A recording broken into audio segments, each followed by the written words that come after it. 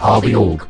Our mission is to assimilate Star Trek The Next Generation, Star Trek Deep Space Nine, and beer. Lots of beer. Hello, friend! Hello! Welcome. And welcome to bOrgCast. Happy now? Yes, sorry. Good. Got that out of the system. We have news.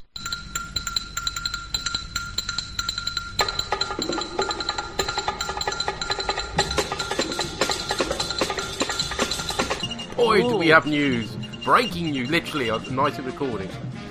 The news started out being not so good. Llama God linked to a site quoting CBS as saying that they were looking forward to being able to do Trek series with violent sex and swearing. Sounds a bit like this podcast. Well, yes, but it's not exactly what Trek's all about, let's face it. No. And, we enjoy sitting watching Trek with our lad, which we wouldn't be able to do. No. So that would be annoying. And then the casting started to leak out. We got Michelle Yeoh a bit, I think it was last week, wasn't it, that dropped. We know her best from Tomorrow Never Dies. And the rumour was going around that she was going to be playing the captain, which is a good thing. Cool. And then this evening, 2 other major casting decisions were announced. Abe Sapien, Yes. Doug Jones. Yep. He's a fantastic actor, so that's a great choice. Yeah. And I think he's going to be the main character by the sounds of it, because it's not supposed to be focusing on the captain. Although, rather annoyingly, he's supposed to be playing a new alien species. I hate when they do this with prequels. It's like, well, if it's a new alien species, how come we didn't see him later on in Next Generation or Deep Space Nine? It's like Phlox was always a bit... Not only did we see Phlox in Enterprise, but we saw several Denoblians, and then they suddenly mysteriously disappear. I do wish they wouldn't do prequels, but never mind. And the other chap, Anthony Rapp, who's apparently going to be playing a gay character. I think he's going to be the science officer. It's a rap. No? Possibly. Oh, no, he's an astromycologist. Astromycologist what now? Yeah, a fungus expert. Wow. Yeah. Okay. He's the mushroom man. He's the mushroom. Have you seen the mushroom man? The mushroom man. Yeah. Well, it's certainly going to be different, isn't it, folks? Yeah. Not retreading old ground, at least. We can't complain about that. Wow. Yes. So, yeah, that's shaping up to sound interesting. At least, now we've got some cast attached to it. It was sounding a bit like it was dead in the water at one point. So.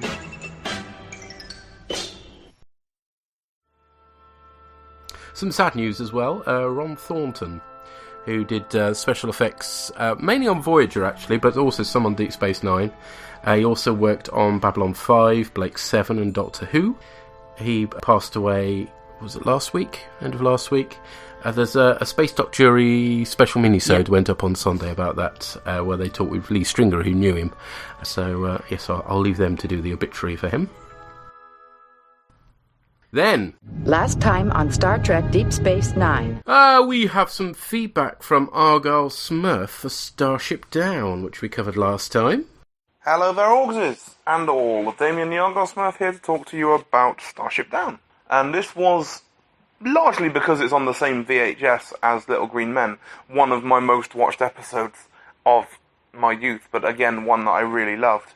So, again, a little bit nervous that I'd come into this and not enjoy it as much as I thought I would, or as I remembered, I should say. And there was a little bit of that, I suppose. Just because, obviously, at this point, I know some of the script off by heart. I've watched it so many times. And it's a little bit more obvious once you know where it's going, the sort of chess piece moving to get all the people onto the same, into the right places so that they can be in their little odd couples. We start off with a meeting in which Quark is on the fiddle, obviously. And James Cromwell is apparently a thing. Which, considering certainly where he ended up after this, it's quite a surprise that he appears in a heavily made up character role as a species who I'm sure last time we saw them had a weird hook that covered the entirety of their mouth, didn't they? And that's gone now. I don't know if he had some kind of surgery to mean that he was actually able to eat, or if it just dropped off, or what. I'm sure that makeup's different than it was last time we see that species. And then we have the other half of the plot, which is the B plot of Worf learning how to be human. And how to treat his staff like not just machinery, which is sweet, sort of. We have an ensign who's actually allowed to speak, so obviously she's going to be important later on. But, they're very engaged in a meeting, and they're attacked, and fall into an atmosphere where the view screen doesn't work anymore because of the interference, and proving yet again why it's kind of important to have windows. You'd think it would be a little bit Babylon 5, where they can sort of peel back the the view screen so that you can just see out the window behind it. But apparently not. Dax and Kira run off for their latest bright idea to be able to see through this stuff and invent sonar. Genius. Never thought of that before. And shit all starts to go wrong because they're in the atmosphere of Jupiter, or something like that. Dax and Bashir are captured, are trapped rather in a turbolift by the world's slowest atmospheric incursion. I mean, if the force field's down and the atmosphere is bursting into the hull, into the corridor rather, surely that's a fairly quick occurrence, especially when you're in the outer atmosphere. But apparently not. Apparently that's something that wafts slowly by like an 80s nightclub. A little bit disappointing there, but it gives them a chance to get into their turbolift and have a cuddle, which is sweet. Dax, later on in that scene, no longer believes that Bashir is just trying to be a hero, which is very funny, because we all know why he did what he just did. Meanwhile, on the bridge, the lack of seatbelts nearly kills the emissary, because obviously if you're in a situation... I noticed just before that happened as well, there's like 3 people just standing there. Kira's another one. I mean, she could easily have been just as fucked. Probably stay seated, even if there's no seatbelts themselves. And then the torpedo that ends up with Quark and James Cromwell, God, that's moving slowly, isn't it? I mean, it's 100 yards away. It's 75 yards away. It's 50 yards away. There are people who run down football pitches faster than that torpedo was moving. You know, I mean, you can get from one end of a football pitch to the other in 9 seconds, and it took longer than that for this torpedo to cover 100 yards. So, you know, that's convenient. That's probably why it didn't blow up. It didn't really make any kind of impact. And that little subplot is ended with Quark getting James Cromwell addicted to gambling. So, that's good. Being a recovering gambling addict, I can't really see that one, but there it is. Worf learns how to be a bit sensitive, and Bashir takes... sorry, not Bashir. Well, Bashir and Dax one doesn't actually go anywhere. They're all friendly, and they sort of resolve that sort of Season 1, Season 2 tension, but nothing actually happens in that one. And, Cisco and Kira go to a baseball game, so, you know, something good came out of that. And I'm sure you guys have already made some kind of terrible joke about the idea of that being a way of ending their friendship rather than beginning it, but, you know, shush now. Apart from that, yeah, it's a good episode. It was just a little bit where I was looking at it going, well, yeah, I know exactly what's happening, but I still enjoyed it. And I really hope I get time to feedback on the next one, because I love it. But I am currently at work on the middle of that first day, so, we'll see what happens. Anyway, love and kisses, cheerio. Bye! Bye! Yeah, yes, now, Hanok is not the same species as Phallic Cot, or Phallic Cot, as we called him, in Melora. The dude who couldn't even eat properly due to his beak meeting his chin. It's possible that the mask that they used for what's Hanok is caramel. Caramel, yeah. For the caramels is a modified version of that mask. Yeah, it could be a remake, that's why it looks so similar. Yeah, but no, it's not quite... when we previously saw the caramel, they didn't have the same beak that... Yeah, I know what you mean. It didn't work, did it? No. In terms of windows... Yeah, they'd be even more dangerous. But the D has them. It doesn't. It doesn't have windows in the bridge. No, but it does have windows. There are windows. Yes, there are windows, you're right. Why aren't there windows in the bridge? Because they've designed it to be bloody obvious already and don't want to make it worse. I think so, yes. Right. But, if you don't know where you're going and there are windows, then presumably you move to a room that's got windows if the bridge view screen isn't working. Possibly, I don't know. But you can't then see where you control the ship. It is unfortunate, but there we are. It would make sense if they had them. As an option, even if it wasn't like he says with Babylon 5, that you've got like a blast screen that maybe is ordinarily down in a that would make sense. But you can lift it to see out. Yeah. But then I suppose you're taking a risk a bit like decloaking in a cloaked ship. Mm-hmm. And you're right, the invading atmosphere was very slowly done. Very. More like a Bonnie Tyler video.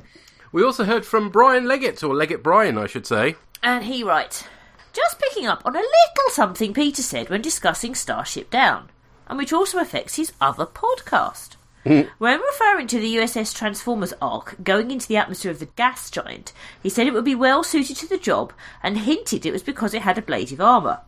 Clearly, my learned friend has forgotten his Latin lessons. I never had any Latin lessons, though. or more likely isn't entirely clued up on just what ablative armour is or does. Nope. I thought it was a made-up thing. I didn't know it was a real word. I'd assumed it meant that the armour overlapped, but as he goes on, that's not the case No, at all. I just assumed it was a technobabble. No. I had no idea it was an actual word. It is an actual thing, as he explains. Oh, right. So he says, the idea behind ablative armour is that ablates, or gets carried away, the literal translation of the Latin, when the ship is hit. This absorbs enough of the thermal and kinetic energy of the weapon to ensure the ship remains safe. I'm not sure. So in other words, as it's hit, a limited amount of the hull is designed to sort of disappear, basically, to take the impact. Oh, got you. Yeah. So it's sort of designed to sort of scale away, if you like. Yeah, okay. Without... Scale away, scale Really? away.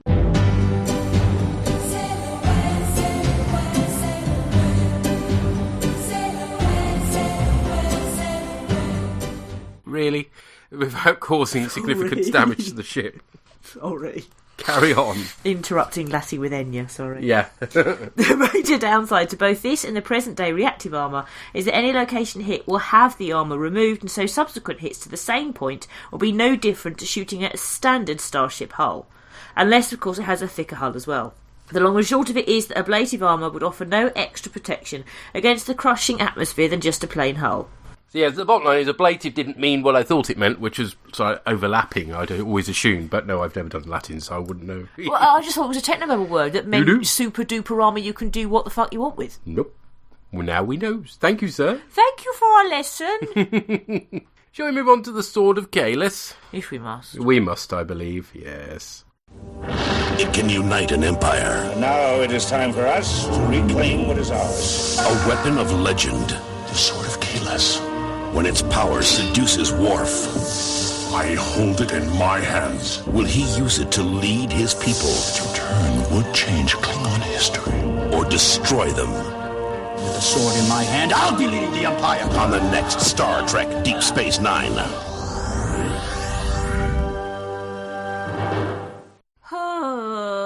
It starts well. The trailer is spoilery. It's both spoilery and he's inaccurate. Wrong. It's the most crappy trailer of crapness ever. It starts off promising. Because you've got Core telling a story in quarks. And various people are commenting and sort of not believing it. And O'Brien, who of course as an Irishman would appreciate storytelling, says, but he tells it well. And that's what matters in a storytelling culture. Not the literal truth, but the message and the experience of the story being told and how it makes you feel. I didn't realise that was a particularly Irish thing. Oh, yeah. Okay. I mean, not exclusive, don't get me wrong, but yes, very much part of Irish culture. Okay. Maybe that's why he was picked to be the storyteller. Or was that Bashir was picked? I can't remember. No, it was O'Brien, but he didn't want to be. No, he didn't want to be. So Worf is sort of sitting at the bar looking awkward. And it turns out he's been avoiding Core because he's considered an outcast by the Klingons. Dax says, no, I'll introduce you. And she introduces him, and Core says... Ah, Worf, the traitor, the pariah, the lowest of the low.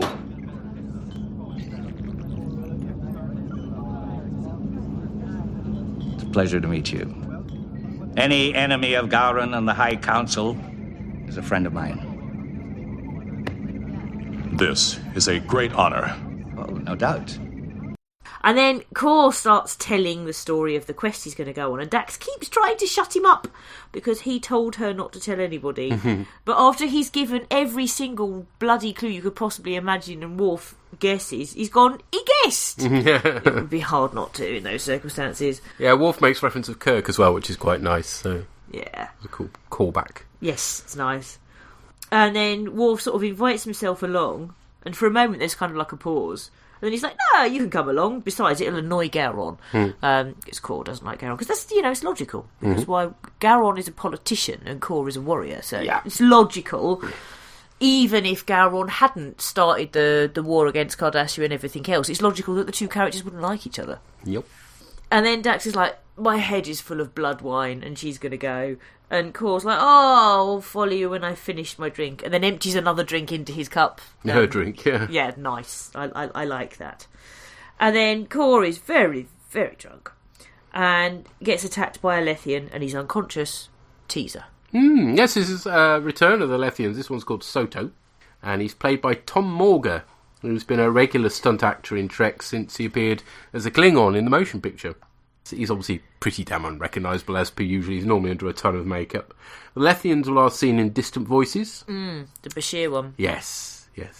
And it's a nice use of the species. Makes sense. Yeah, As it could have been a Vulcan, but much more interesting to... Well, also, Vulcans are goodies. Yeah, generally. Lethians are baddies. Yeah. So it works. So, then after the teaser, you have Dax, who goes into Core's quarters and finds him on the floor, snoring. He doesn't even mention the attack, so you figure maybe he's just too drunk to remember. Yeah. And Dax has analysed the cloth that Core found as his main clue, and it's got remnants of Herc and Klingon DNA and metallic elements from a bat'leth from over 1400 years ago, so it is definitely genuine.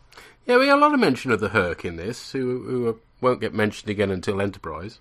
So, yeah, he came about it from a Vulcan ship that just come back from the Gamma Quadrant. Core was the ambassador, and he recognised how important it was.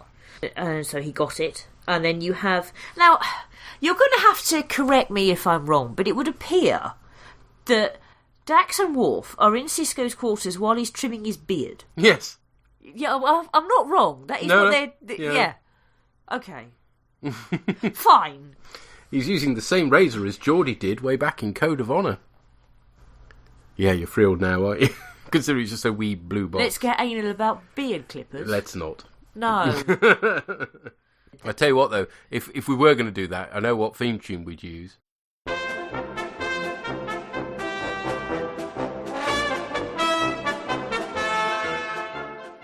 It's a close shave.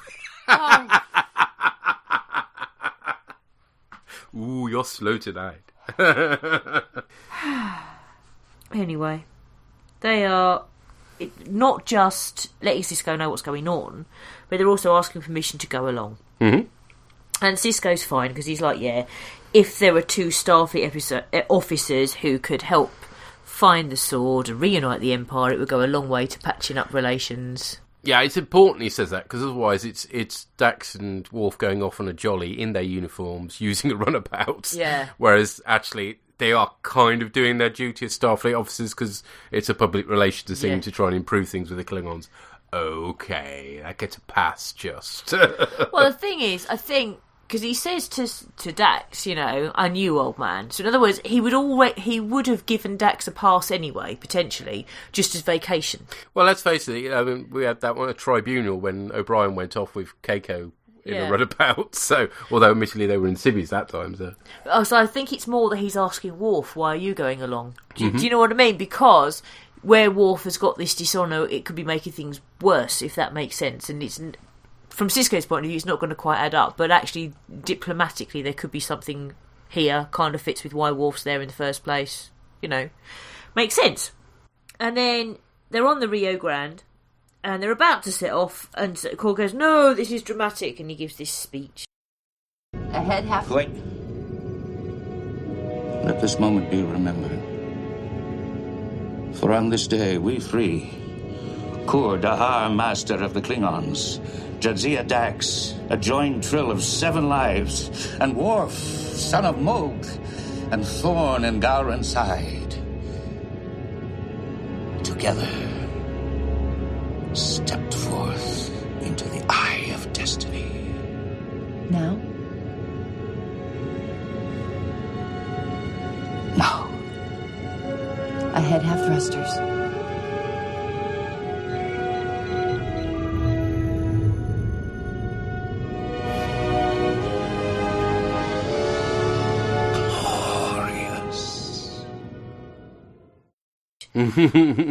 He says it's going to be glorious, which is something of a catchphrase for Core. He uses the phrase way back in Errand of Mercy too. Well, Commander, I guess that takes care of the war. Obviously, the Organians aren't going to let us fight. A shame, Captain. It would have been glorious. And the music's fantastic. I do like the music for this story. It makes use of the Wagner tuba. So that deep, rumbly brass sound is a specific type of tuba.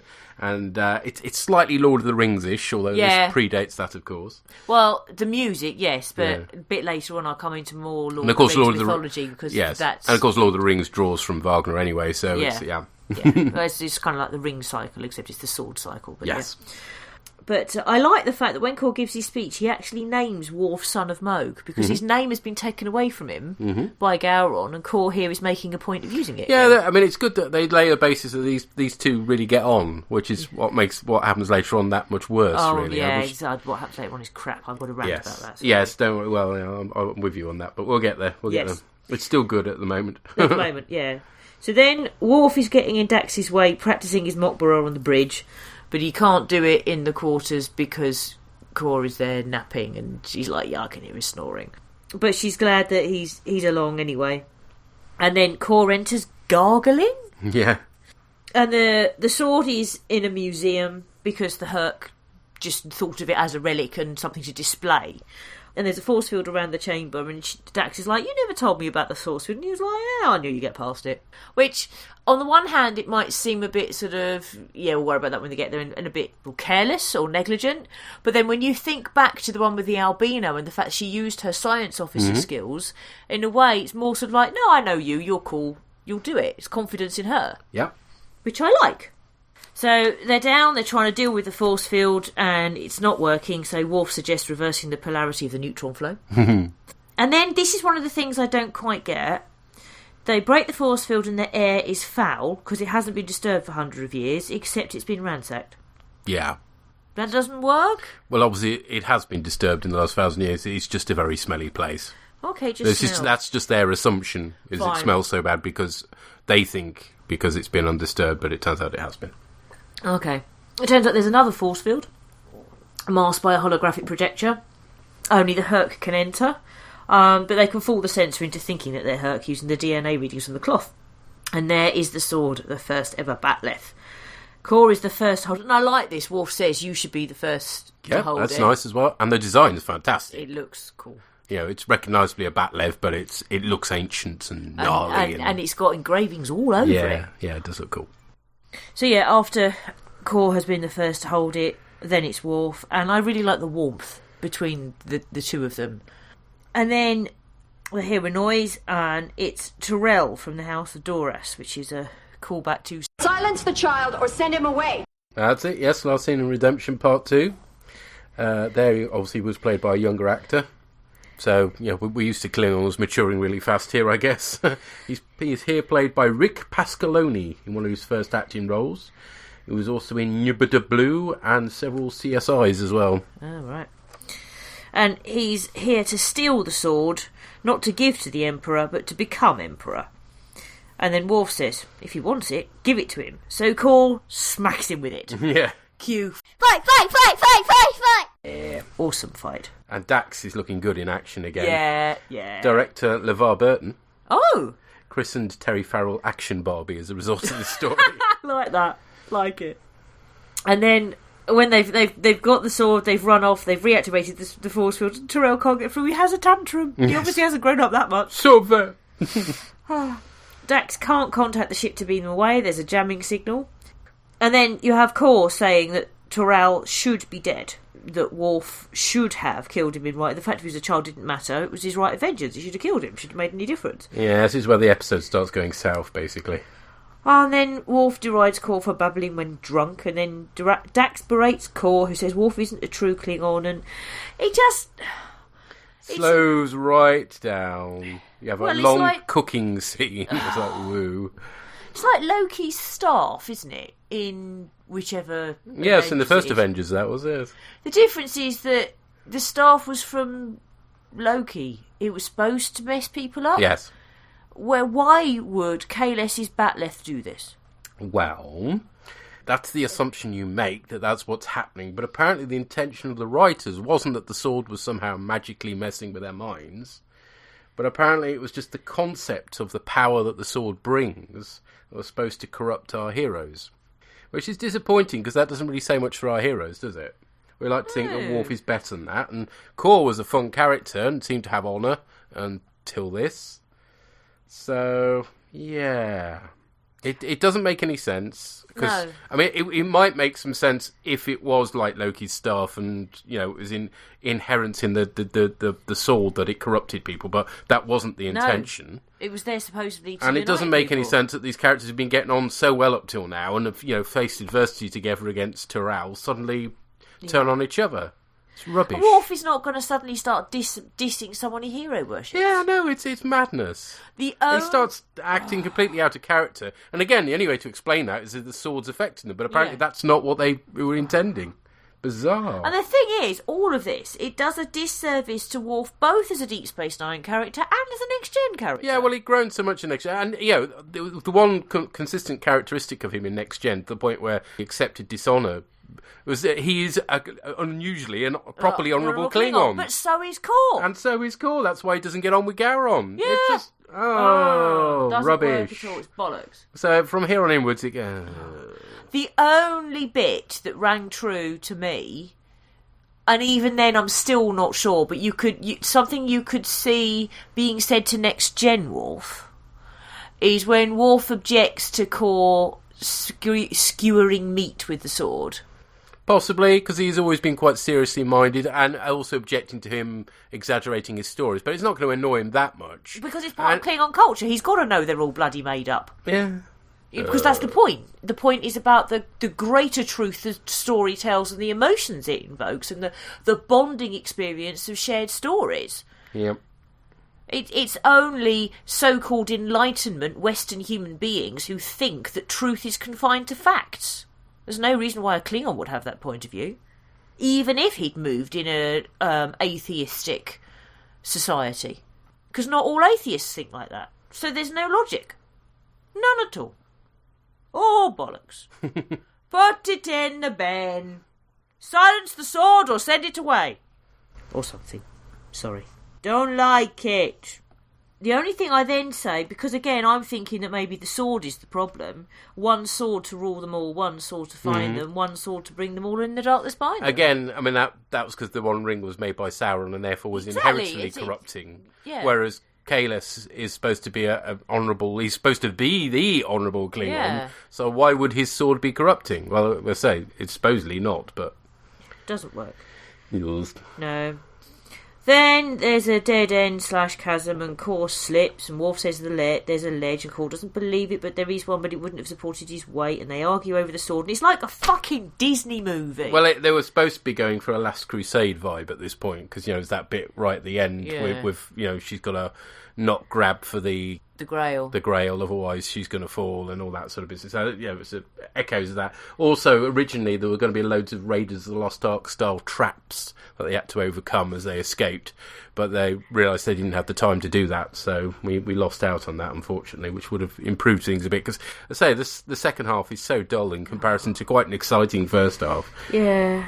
Dax takes the sword and armed with the phaser goes to sleep. Core trolls Worf. And we fall asleep as well. Core has been staring at Worf for 3 hours. So then they have a fight, which is then interrupted by Tyrell. And but what is interesting is that Dax thinks Core might die, but Worf says no, he's got the sword. Yes, it all turns around at that point again. It's just not consistent at all, is it? Core kills the Lefian, and that's cool. Worf and Dax join the fray. And then Core and Worf fight, which makes no sense, so Dax shoots them both, first Worf and then Core. Which comes as something of relief, really, because they've been annoying now. And he goes for Tyrell and sorts the jamming device, and then they get the sword to the Rio Grande, and it's turned Core and Worf against each other, so they have to beam it into space, because otherwise it would divide the Empire. So, that made the whole thing pointless then, didn't it? Leave it in the fucking museum where you know where it is. Yeah. Oh, just... wank. Yeah. This was the first story to be written after the New Dawn was joining the series. So it's the first to concentrate on Worf. And it starts so well, and it has a great soundtrack. Yeah. It's a shame it just had to go so sour. Oh, dear. It just doesn't make... the Sword of Kahless supposedly uniting them, and then this is a divisive object. It doesn't work. They haven't thought their mythology through, have they? Nope. Makes no sense. No. I don't like it. Mm-hmm. Make me cross. So we've heard from Doreen. One bat left to rule them all. One bat left to find them. One bat left to bring them all, and in the darkness bind them. Sorry, Professor Tolkien, but the Sword of Kahless felt almost as old and hackney as the above lines. I can't explain why I didn't like this episode, but it just left me cold. Well, it could be because it's pants. Yeah, probably because it's a pile of shit. And it just worked. The worst thing is it starts so well as well. Yeah. If it had been pants all the way through, perhaps you wouldn't feel quite so disappointed, but you feel robbed of what was initially a good story. You feel cheated. Yeah. And we've heard from Sampo. Bit of a mixed bag, this one. I'll start with the good. Really like seeing Kor again. He's still a great character with loads of charisma, and the camaraderie between him and Worf works well during the first half of the episode. Along with Dax, the three of them have a good dynamic as they try and find the sword. I also appreciate the fact we don't have too much exposition, even though this episode weighs heavily on several previous stories, both from TNG and DS9. What I don't like is the conflict between Kor and Worf, or at least how quickly it escalated. Yep. Sure, they're Klingons, but they're acting so strangely. I was sure there's some sort of strange telepathy or something going on, but no, the sword was just too alluring in itself, and I just don't buy it. Yeah. Especially since Worf was apparently ready to let Kor fall to his death, not very honourable. No, not very Worf, let's face it. No, and you wouldn't do that to one of your heroes. So, first half of the episode I quite like, second half not so much. Let's move on. Yep, completely with you with that one. Yeah. And John Colicos is fantastic in this, as ever. He's just a great... I was watching an interview with him, which was filmed in the 90s, so before this, on YouTube. It's well worth checking out. He just seems like a really nice guy, and, you know, that role way back in the original series meant a lot to him over the years. And it was great that they could bring him back again. Yeah, it's cool. Another thing as well is, like, getting pissed is part of Klingon culture. It's one of the reasons why they appeal to me. So the idea that Worf drinks prune juice, okay, fine, because he's grown up with the Federation, but the idea that Worf objects to Kor drinking... Yeah. Given that, you've heard that earlier on in that very episode, he not only got pissed with Kor at Quark's bar, when Quark kicked them out, he invited Kor back round to his to open a bottle of more alcohol. His own personal booze, yeah. Let's find out what Purry made of this one. Hello Orgs, Purry here to talk about Sword of Kahless. I actually remember enjoying this episode quite a bit when I first saw it, and when you guys seemed a bit kind of lukewarm on it, I was worried maybe the rose-tinted specks of a decent Klingon story and the return of Kor might have done something. And to be honest, they had a bit. I was actually enjoying it at the start. I liked the idea of Kor and Worf getting drunk and having a good Klingon sing-along. Everything's always fun with Klingons, and I do like the idea of Kor being this storyteller. Indeed, there is a nice theme running through this of Kor and Worf kind of being two sides of the Klingon coin. For all Kor doesn't like Gowron, as we blatantly find out, it's quite obvious that he's a similar sort of Klingon. He's the rambunctious, hard-drinking, hard-partying, boastful Klingon that we saw a lot in things like Redemption. Whereas Worf is the stoic, fun sponge type of Klingon, who is much more involved in the whole honour type of thing. I started enjoying it. I quite like the whole sort of Tomb Raider Indiana Jones element, for all they're going through those bloody caves again. I'm really getting sick of that cave set. And I quite enjoyed that, and then finding the Bat'leth. And indeed, it was nice to have Duras back again as your typical Klingon baddie. I quite enjoyed that, and indeed that it was Kor's kind of loose tongue that gave him basically someone to follow. So that was quite nice to give a threat. And there's an interesting insight into Klingon culture as well. And the whole idea of the Hurk. I mean, what did they say? The Hurk invasion was about 1,500 years ago, which would put it into the 23rd century, 8th century. So if you can imagine us having a alien invasion in the 8th century where they basically came in, kicked the crap out of us and took all our good stuff, you can imagine that if there was kind of an aggressive undertone to society at that point, that it would definitely find a lot of traction, and indeed when we go out into space, I reckon we'd be ready to kick anything that came our way. So I enjoyed that, but the downside of the whole episode was once they actually find the sword, the whole thing of the sword making people power mad and evil just seemed weird. It's so not Trek. You'd expect a scientific explanation. Instead they just say, the Bat'leth's a bit wonky, so we're just going to ditch it in space. Not put it in a containment field, hell, not hide it in Deep Space Nine. No, instead it's just it's basically we have a magic sword up here, and I think that's what put me off. That and the running around those endless bloomin' caves. for ages and ages with Kor and Worf bitching at each other. That said, I did like the fact that Dax basically does all but club their heads together and say, you're both being idiots. So how about we, and she's basically going to say, you're both being idiots, this sword's making idiots, and if you can't share the sword nicely, then I'm just going to take the sword away. So yeah, it's kind of an episode of two halves. The start when they're breaking into the caves and breaking into sort of the Herc storage, and indeed all the kind of Klingon background is good. It's just a shame that it really fumbles the end of it and kind of drops away to being a bit of a nothing. It's turning, and like I say, I'm not happy with in Trek having a magic sword / one ring kind of thing. That just annoyed me. So overall, 50-50. It's not a bad episode, but probably not one I'd hunt out again. So hopefully getting these in the right order this time. Didn't last week, sorry. I'll be back shortly to talk about Our Man Bashir, which is definitely something I'm looking forward to. Until then, bye for now. Bye. Yes, I'm glad they're coming this way round. Yeah. Yeah, the sword isn't supposed to be magic. Because again, that would be very, as he quite rightly says, it'd be very un-Trek. Yeah. But apparently it's supposed to have a corrupting effect just because of the idea of owning the sword is going to somehow corrupt Worf and Kor. No, doesn't. Would work if one of them was Gowron. Yeah, exactly. That would make much more sense. That would work. But not with Worf and Kor. Yeah. No. And yes, that cave set we have seen an awful lot. Yeah, although I did like the bit with the precipitous drop. That was where they'd obviously done like a sort of mat thing around it. That did look very good, to be fair. But yeah, mostly it's the same old. Yeah, it's all these caves look the same, innit? Yeah. Yes.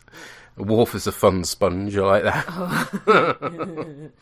You seem to like it overall more than we did. I think because it was so let down, we just felt overall it was crap. Yeah. And we've heard from Drew and Tracy. So we just watched the episode Sword of Kahless. We did indeed, yes. And this was a very Klingon-heavy episode, so I'm sure Ammo's going to be happy with this one. It was a Klingon episode? Yeah, this was good. Yeah, I didn't mind it, no. A bloody turn against it. What was wrong with it? No, there was nothing wrong with it. I thought it was alright. Yeah, it was okay. Well, I tell you what, there was quite a lot of funnies in it, actually. We was laughing a lot at it, yeah. Which was good. I don't know. It was alright, yeah. I enjoyed it. Well, what didn't you like? Why are you being like, meh? I don't know. It just, to me, these Klingon episodes, they don't... I know you might say the same about, like, the Ferengi episode, Little Green Men last time, but they just don't push the plot forward for me. I don't know. I didn't mind it. It was okay. Okay. I quite liked Kor.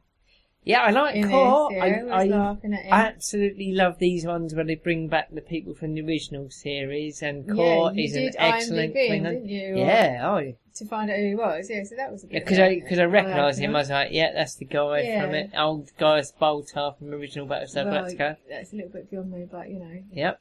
Good on for spotting that. Worf, for me, did a lot of smell the fart acting in this, and I know we've said that before, but there was an exceptional lots of looking into the background. Yeah, there was a lot of smell the fart acting in this one. So we did say at the beginning that how amenable Benjamin is, because two of his crew, his first crew, go to him and say, "Oh, we want to go off and have a bit of a jolly because we're after Klingon jolly. Yeah, we want a Klingon Beano. Yeah, we're after this battler. Can we just take a runabout and we're going to piss off for however long?" And it's like, is this going to aid the relations between the Klingons and the Federation and la la la? Yeah, go on and just try and bring it back in one piece. Now, he could have actually said, "Excuse me, you're paid for a job here and I need you on duty." But blah, that blah, blah. is, I was waiting for you to finish to say, and you just cut into it. No, they're not paid though, are they? This is the thing, he can't really say to him, "No, I disallow you." I mean, I understand there's a chain of command, and they've got to do what he says as a superior officer. How are they not paid?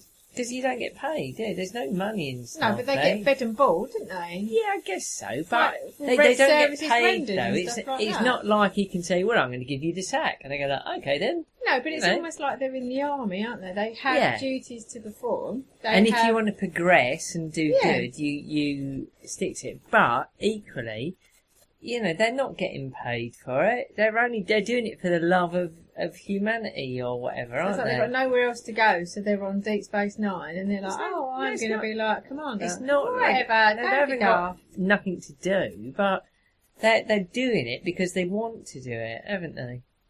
No one does work because they want You do in Starfleet, yes. Oh, well, I'm never doing something. Good.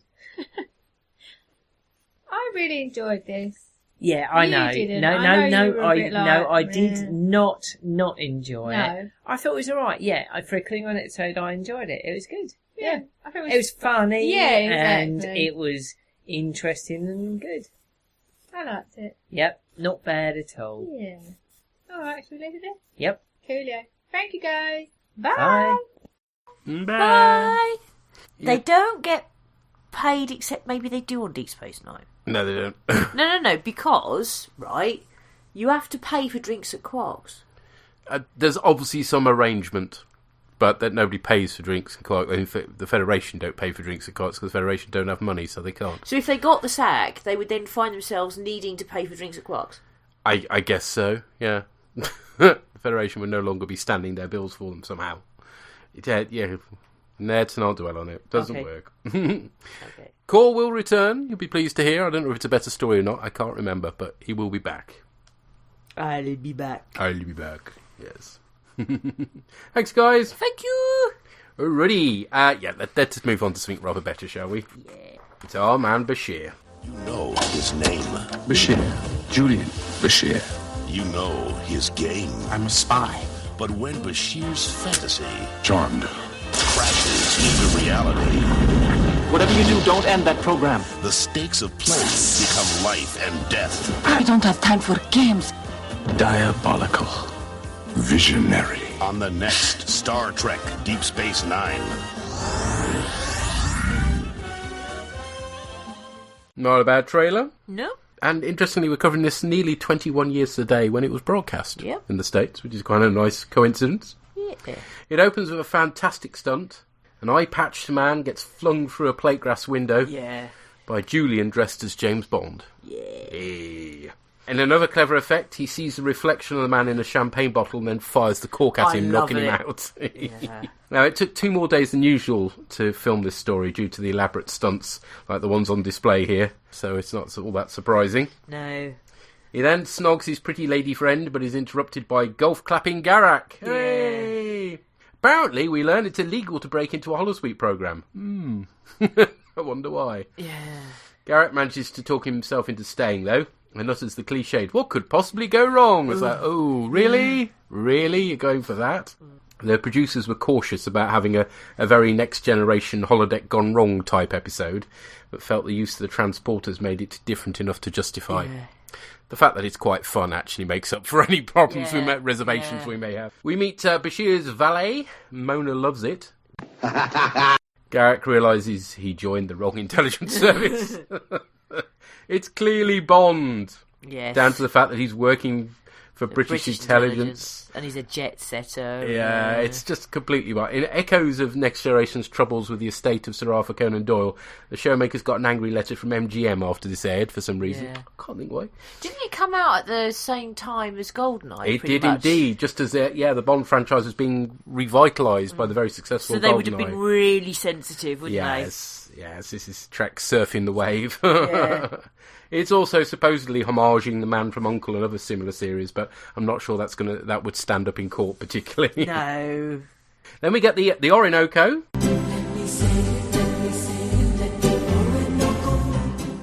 The runabout with Sisko, Kira, Dax, Worf and O'Brien aboard, returning from a conference. Again, it's not Next Generation, so they're not abducted by Romulans. That seems a lot of people for a runabout. Are they bigger than I think? They're reasonably sized, yes. That's why you can squeeze so many in, yeah. Okay. I mean, I remember the one time they used them in TNGs because they had quite a few people on it returning from something, and again, a bit of a conference. Eddington has been left in charge of the station. Blimey, Charlie. There's a power surge in the warp core, and as per usual, they can't switch it off nor eject the core. So they really need to event control alt delete, don't they? Yeah. Unusually, there is a decent reason for it this time round. It's sabotage! And we later find out it's this movement called the True Way, a Cardassian anti-peace treaty group. We'll hear of them again. Will we? Oh, yes. Oh, okay. Here's the thing, though, with the warp core hoobly flip. Mm-hmm. Given how many bloody times in Next Gen it didn't eject, you would have thought that by now that they would have done it, that if sensors in itself detect something, it just automatically ejects without you having to bloody do anything. Mm-hmm. Yeah. as a failsafe. Yep. But in this case, whatever it is been tampered with, so that's fair enough. Eddington tries to beam them out, but it all goes Pete Tong, and the Orinoco blows up. No! Death of a Womble. It was, of course, a replacement for the Yancy Kiang, which crashed and burned with Kaya Packer on board back in Battle Lines. So she's seen a couple of years of service before getting blown up.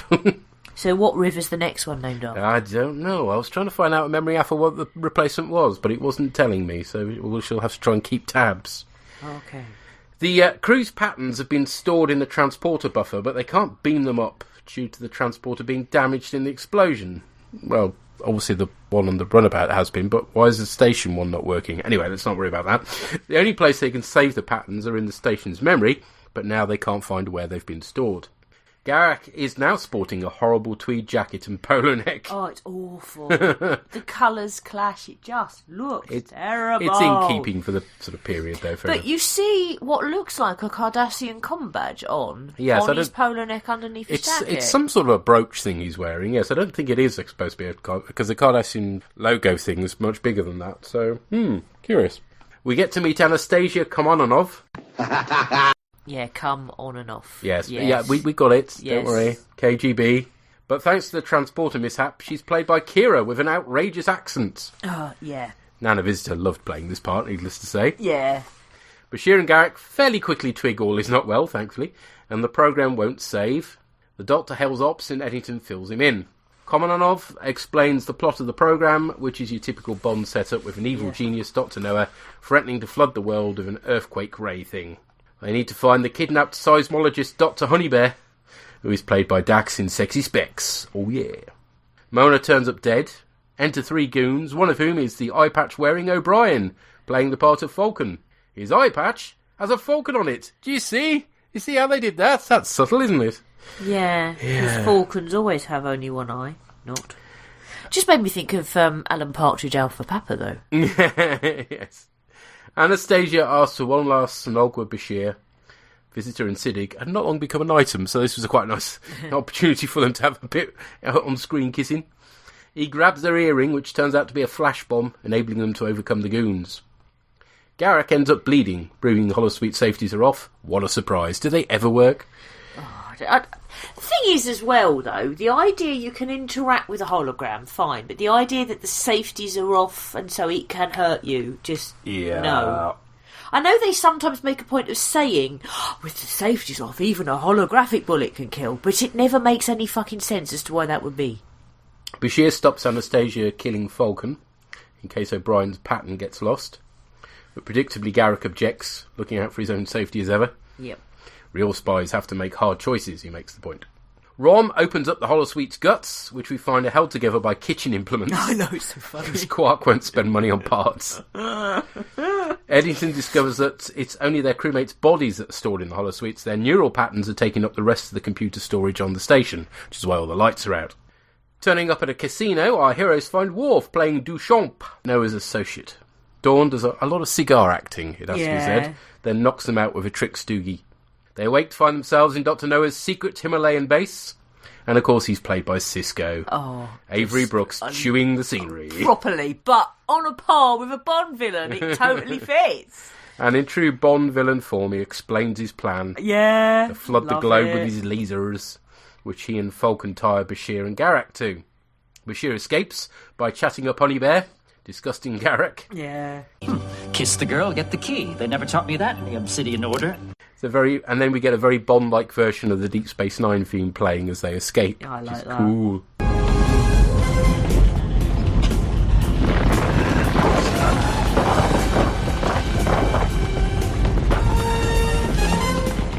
We have to get to the control room. What? This program ends like the others. Either Komononov or Honeybear will be killed by Dr. Noah. The other's supposed to end up with me. Bashir highlights the fact that the programme is wounding Garak's professional pride. And when the tailor tries to call for the exit, risking the lives of their crewmates, the Doctor shoots him. I like that. Whee! Heading for Noah, Bashir manages to safely resolve things by activating the lasers. quoting Garak on quitting when things get tough in the process. I love it, the way that he just completely quotes Garak. Yeah. Excellent. And it ends with Julian Bashir will return, a homage to the end titles of Bond films. Yeah, love it. He will, but only briefly, to avoid more trouble with MGM's legal team. Yeah. But it's awesome. It's silly fun, and we've discovered that Season 4 does silly fun very well. I really like it. It is cool. It's very hard not to like it. Yeah. I say, it is yet another holodeck goes wrong episode, but it's done so well, you forgive them. Yeah. One of the things that I had to explain to our son why this was funny, but Rom uses spunkle trumpets. Yes. Yes, that tumble dry venting hoses, which in my family were referred to as spunkle trumpets, and I was 15 before I found out that wasn't their real name. Feedback time! And Doreen writes, this episode is as good as the last was meh. Julian was so incredibly suave as 007 Bashir. Yeah, no, he is. It's a really good performance, Yeah, isn't it? Yeah, it is fantastic. Born to play Bond, clearly. Yeah. Kira as a Bond girl was perfect, on a par with her intended performances. That's true, but it was toned down. It wasn't OTT for Bond, if you see what I mean. No, it was that reminded me of sort of Spy Who Loved Me. It was the character in that one, the sort of the Russian equivalent of Bond. She was pretty much on a par with that, wasn't she? Yes, So, but I don't remember the character's name. It would have been rude and smutty, but I don't remember the character's name. Yeah. O'Brien was a convincing henchman. Dax was good in this, way better than at some point in the Kahless episode. Well, to be fair, Cole Meany quite often plays bad guys in things, so he's had a lot of practice at this. Then she says, but my Twin Peaks watching has scarred me, and Jadzia looks like Audrey Horne to me. After Bashir had gone to let her head and take off her specs. And then she says, I was also surprised to hear Quark being almost as smart as Rom, when he realised the 5 consciousnesses must be everywhere else other than the holosuites. That's true, actually. Yeah, he's not dumb, is our Quark. Greedy, but not dumb. Thank you, Doreen. Thank you. Okay, and we heard from Sampo.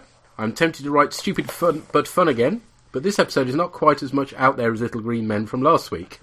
Something that clearly affected my enjoyment of this episode is the fact that I'm a big James Bond fan. Aha.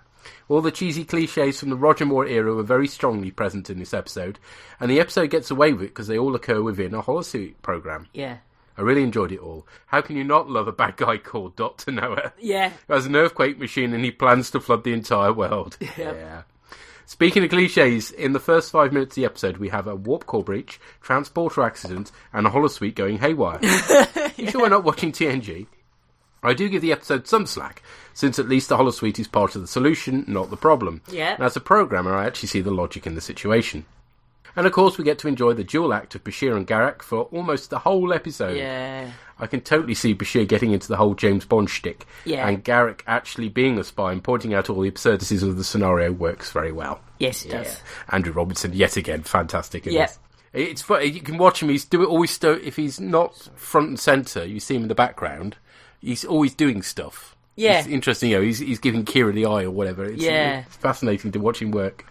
Yeah. It's not all fun and games, of course, and one of the best scenes is at the very end, where Garak is about to leave the holosuite and Bashir shoots him. Yeah. It's a very good look at both of their personalities. And I can't help but laugh that Bashir saves the day by destroying the world. No two ways about it, I really enjoyed this episode, although I'll be the first to admit that it's all very silly. It is very silly. Be back in 2 weeks for a pair of episodes that I really remember enjoying as well. Good times. Afraid you'll have to wait a bit longer for those, but yeah, he's more got of that some later. shit ones coming. More of that later. Thank you, Sampo. Thank you. And on the tumblers, we've heard from G plus B fix, which is Garak plus Bashir fix. So you can guess where they're going from on this one. Yeah, which I'm more used to as Garashir. Yes, that's quite often the sort of shortened form of it. Yeah. And he or she writes, I've watched this episode so many times, it's just so fun. And G and B, they're Tarxes. Gosh, sure, I like emotional scenes, battles, dynamic real-world plots, but this romp, albeit with high stakes, with the action movie music, is delightful. And how handsome is the Doctor here? Oh yeah, he looks good in a tux. He does, yeah. He does. And it's an awful lot of fun. It's brilliant. Thank you. Thank you. I had some unusual to get feedback on the Tumblr, so that's splendid stuff. Yes. Okay, let's find out whether Drew and Tracy found this as much fun as we did. Well, I think Tracy might like Bashir in the tux a little bit. You reckon? Yes. So that was Our Man Bashir that we just watched. Oh, he totally was. Yep. Bashir as Bond. Oh, I thought I was going to burst. I know, when it first started and you saw him in the tuxedo. Yeah, oh. I wasn't expecting this. I didn't know what this episode was, so I kind of came into it. You press play and it was a bit like, all right, what's this? And then there he was. And I just turned around and looked at you, and you were just really smiling at me, like you knew what my expression was going to be. Yeah. And you were like, this is the episode that the orgs have been waiting for me to watch. Yeah. So I can see Bashir as British spy. Yeah, I knew I knew roughly what this was about, but I've not seen this episode before. Haven't you? No, I didn't remember the videos. The videos always used to have a picture of Bashir in the tux on the front of but I thought it. you'd seen them all. No, I haven't seen hardly any that we've got to so far of the Express 9, that's for sure. Anyway, what did you think of it?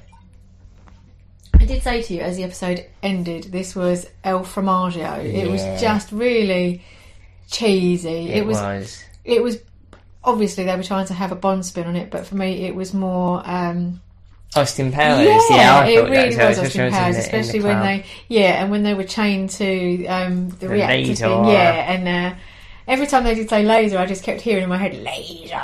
Yeah. And they kind of escaped with 3 seconds to go, and it was just a bit cheesy, wasn't it? Yeah, and also how they made some peril in it by all this. All the runabouts exploded, and the only way they can store them, and you mustn't let them die. What you felt really forced, really. Yeah, it was. It was just a bit daft, and having like Quark and Nog, not Nog, was it? Rom, sorry. Getting in there to kind of help out and stuff like that. It felt a little bit like they were in it for the sake of being in it. And I didn't really see the point of having Garak. I can't remember anyone's names today. Garak as like his sidekick. Well, I quite liked that. He was quite aspect funny, of to be it. fair. Yeah, he was because quite funny. Garak was representing the real spy, because obviously the real spy, and nothing like the '60s kind of James Bond type. Yeah, because he's like a Cardassian spy. Yeah, exactly. Yeah, so he was like the counterpoint to it, wasn't he? I get it. Yeah.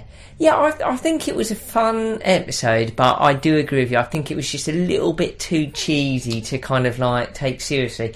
Like episode El Fromage. The Little Green Men of last time, that was funny and silly, but this is like just too cheesy to like be effective, I think. It was almost like they've kind of cottoned on to the fact that Bashir's a little bit of a heartthrob, so they're going to use that now to kind of make a bit of a cheesy episode. Yeah.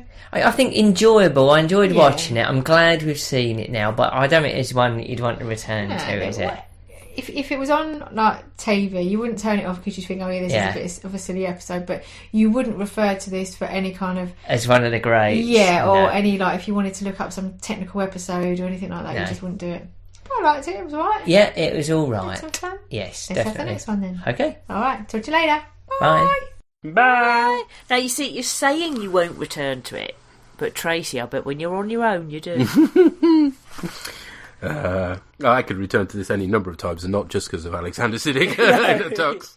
It's great fun. Yes. And it is supposed to be cheesy. It is. And I do get where you're coming from with the Austin Powers vibe. Although it does predate it by 4 years, so you can't accuse them of being copycats. No, but it's the same sort of idea, isn't it? Yes, but quite possibly, of course, whoever wrote Austin Powers saw this and thought, there's some mileage in this. Yeah, that's true. That's true. Do you think Quark and Ron were in it for the sake of it? No, you needed them there, because after all, it's their holosuite. And there's some nice character bits with Rom. And his spunkle trumpets and cutlery. And, the way he works, making the best of a bad job, because Quark won't give him the parts. So, they had to be there, because it's after all, it is Quark's holosuite, so... Yeah, that was my thinking as well. Although, to be fair, you could have had just Rom and not Quark. You could have done, yes. Quark, you didn't need Quark especially, no. Yeah. But, I think Rom's quite cool in it. Yeah. Thanks, guys. Thank you. And we've heard from Puri. Hello again. Puri here to talk about Our Man Bashir, and this is one where, fortunately, my good memories definitely didn't lie to me.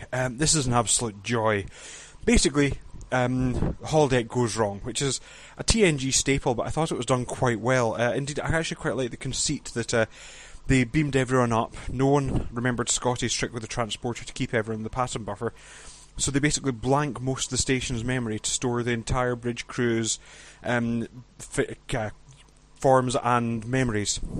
Now, science-wise, it's probably bobbins, but I did like the idea of the holodeck being used to store their forms. And they all become part of Bashir's James Bond holodeck program, which means, for starters, everyone gets a bit of a laugh. I'd say the two main disappointments, I'd say, are O'Brien and Worf, who both, being stuck in henchman roles, don't actually get much to do. Although I did like the intro of the episode before O'Brien was the Falcon, where he does the proper Bond thing of knocking the guy out with a champagne cork and even gets to say the name's Bashir. Julian Bashir. I thought that was awesome. And it is just a great Bond pistachio. And I did like having Garrick sitting in the background, basically going, what, this is intelligence? And the joke about I joined the wrong agency was good as well. And I did like the way it kind of all worked out. So your B plot, effectively, is the remaining main cast, including Eddington, who's reappeared again, come out of his box, are trying to reintegrate the crew's minds with their bodies, using the Defiant, and indeed with Quark and Rom's help, because as it turns out, Rom is an engineering genius, as we've been finding out this season, which I thought worked quite well. Meanwhile, Bashir has to run through his holodeck program, but without the body count that a standard Bond film has. To be honest, I should have actually gone through this for Yuri's Only style and done like kill count 1, but it had all the standard Bond tropes. You had double entendre names. You had a proper world domination plot, and indeed Sisko really does seem to enjoy going proper scenery chewing bonkers as Dr. Noah. I thought he was particularly good fun. Actually, there's another one who didn't really play up too much to her part was Dax as Honey Bear. She just was there as a pretty face, which is a bit of a shame. But again, I did like Kira as the KGB agent. I thought that was a good fun as well. And just in general, I think I said it on Twitter, I think Bond films would be better if you had Garrick wandering along beside Bond, making sarcastic comments. I think that would really work. I also did love, when they're chasing through the tunnels that are about to fill with lava, I loved the kind of Bond-style version of the Deep Space Nine theme that they played. I just thought that was absolutely glorious. And indeed, Bashir gets good. So it's actually quite a good Bashir episode, for all that it is fluff. I mean, this doesn't really move the plot along at all. The only thing it does mention is the True Way, a sort of Cardassian splinter group, which is meaningless. I don't think it ever comes up again in normal Trek. However, those people at Star Trek Online who scour, and I do mean scour episodes for anything to put in as a villain, did actually reuse them to give a reason why you have to fight some Cardassians. So it was me kind of sitting going, oh, that's the first mention of the True Way. Well, I didn't know that. But overall, I can't say, I mean, yes, it's light and fluffy and it's silly. I mean, this is almost an alternate universe where Bashir is a secret agent, but to be honest, it's so much fun, and it does just look like everyone was having a bit of a romp, scriptwriters included, to do a kind of 1960s spy adventure just for the hell of it. And I think that's something I love. Yes, we've got the Dominion War, we've got Klingons attacking, but we're going to have a bit of a spy romp. Why? Because we can. And I think that's really what I love about this episode the most. That, and Bashir does a damn good Bond. Really, I think he was. It's the fact that he's probably now too old, but that Alexander Siddig was never considered as a Bond is frankly a crime. So all that remains for me to say is do keep up the good work. I always enjoy the podcast and look forward to the next episodes when they come up. So until then, bye for now. Bye, sir. Bye. Yeah. Oh, it would. The problem is, if you did do a For Your Ears Only, it would be Kill Count Naught, Shack Count Naught, wouldn't it? Yes, I think so. Definitely Kill Count Naught. That's kind of part of the plot, but yes. If you don't know what we're referring to, on Earth2.net, excellent James Bond podcast by Ian Wilson and Adam Fisher, and well worth catching if you're interested in James Bond. It goes through all the films. And yes, they basically do sort of stats at the end and keep a running total of how many people have been killed or how many people have been shagged, etc. Yeah, we should have got Ian on to do this, shouldn't we, really? Well, there we are. Bit late. Bit late for that now, but never mind. Thank you, sir. Thank you. Righty. Well, we've already hinted that it's not Deep Space Nine we're covering next. Amory's really been looking forward to this. It is one of our going back and covering Season 1 of Star Trek Next Generation times again. And in this case, Amory is put her foot down because she's not covering one of the episodes because technically we covered it in our pilot. Not just technically, I have covered it. So, we will be covering, when we record on Tuesday the 13th of December, is that right? Yep. It'll be bOrgCast 1.3, covering The Lonely Among Us, which I'm really looking forward to. Which one's that one? All I remember is it's some sort of a space virusy one. Again. No. Space virus! No. Yeah. No? Yeah. Rubbish. And Amory's favourite, Justice! Yay! Worst episode ever. Arguably. So, except for perhaps Shades of Grey, but that's only because Shades of Grey uses bits of Justice along with other clips. So, yes. So it won't be Amory covering that with me. It'll I've be already done it. I don't need to do it again. Somebody else. We shall see how that pans out. But feel free to send in feedback as per usual. It's always much appreciated. And yes, we'll catch you next time for bOrgCast 1.3. Cheerio, bye. Bye.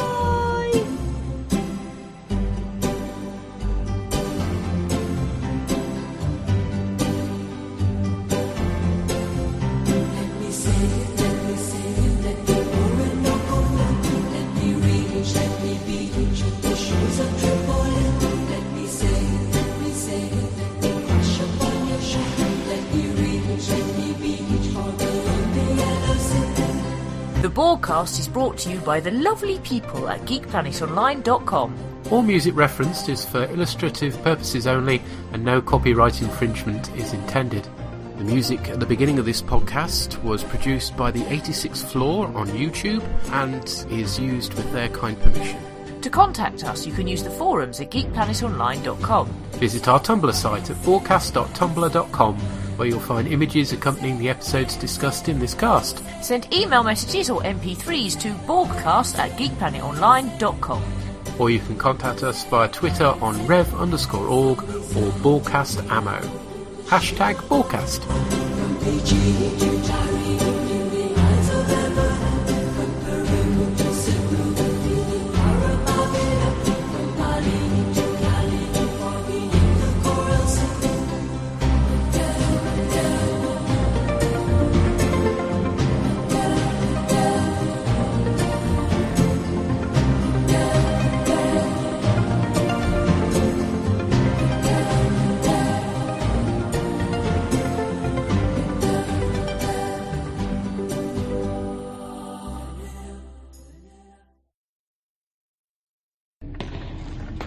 Shut it down!